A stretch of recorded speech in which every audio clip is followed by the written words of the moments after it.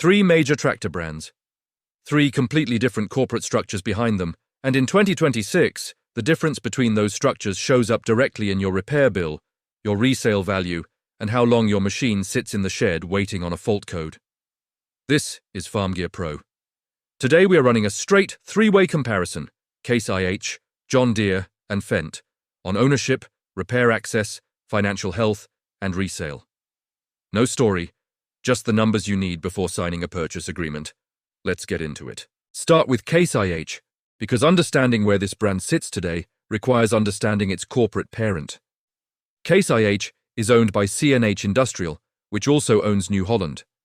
Both brands share engineering platforms, dealer infrastructure, and precision agriculture technology in many regions. Case IH, owned by CNH Industrial, also owns New Holland, shared engineering and dealer infrastructure. CNH Industrial's agricultural headquarters for the Americas operates out of Racine, Wisconsin, putting major decision-making infrastructure on U.S. soil rather than overseas. Case IH runs the AFS Connect telematics and precision agriculture platform across its Magnum and Steiger tractor lines. AFS Connect handles guidance, data management, and remote diagnostics, competing directly with John Deere's Operations Center and AGCO's Precision EG platform. Case IH, AFS Connect platform, Magnum and Steiger series, guidance and remote diagnostics. On the repair access question, CNH Industrial has publicly committed to expanding diagnostic tool access for farmers and independent shops as part of broader industry right-to-repair commitments made across 2023 and 2024. That commitment is meaningful. But it is also a commitment still in active rollout, not a completed transition. For an operator buying a new Case IH machine in 2026, the practical diagnostic access depends on which model year and which specific systems are covered under the current rollout phase. CNH commitment. Active rollout. Not yet a completed transition across the full lineup. The Magnum series has a long track record in the US market. It has been a Corn Belt staple since the late 1980s, and the platform has been continuously updated without a major brand identity disruption. On the dealer side, Case IH benefits from CNH's combined network with New Holland in most major row crop regions. In the Corn Belt and Great Plains specifically, Case IH dealer density is generally stronger than Fendt's current footprint, though it remains behind John Deere's national coverage. Case IH dealer network. Stronger than Fendt in Corn Belt and Great Plains. Behind John Deere nationally. Resale data on Case IH equipment sits in what most auction analysts describe as a middle position. Solid, stable, but without the recent premium pattern showing up on late-model Fendt units. Now John Deere, and the financial picture here is the most important context for understanding everything else about this brand in 2026. John Deere's net income fell from $10.2 billion in fiscal 2023 to $5,027 billion in fiscal 2025, a drop of roughly half the company's earnings in 2 years. John Deere, FY 2023, net income $10.2 billion, FY 2025, net income $5.27 billion, third straight year of decline.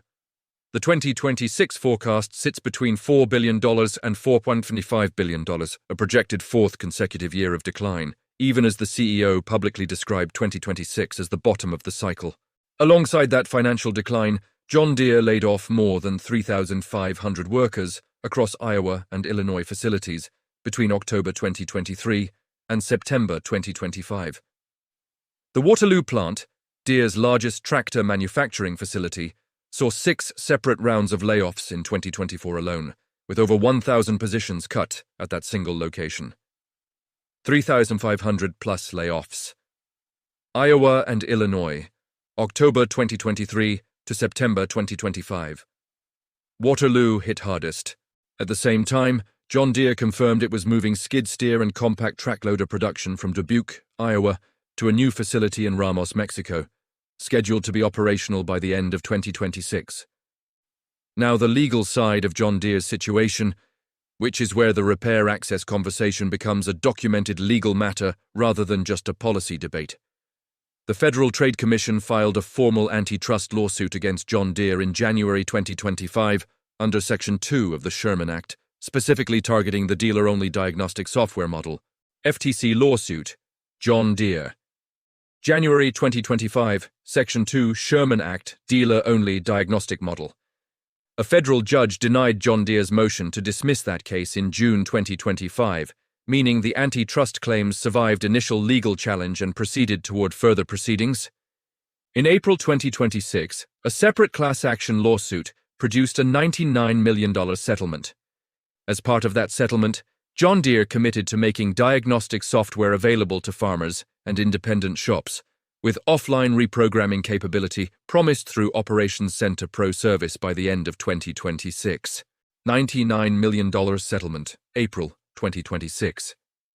Diagnostic software access committed by end of 2026. The FTC's separate federal antitrust case remains active as of May 2026. The class action settlement closed one legal track, but the core business model question is still in front of a federal judge. What this means practically, a John Deere machine purchased today operates under the architecture that triggered the original lawsuit, with the promised changes still months away from full implementation.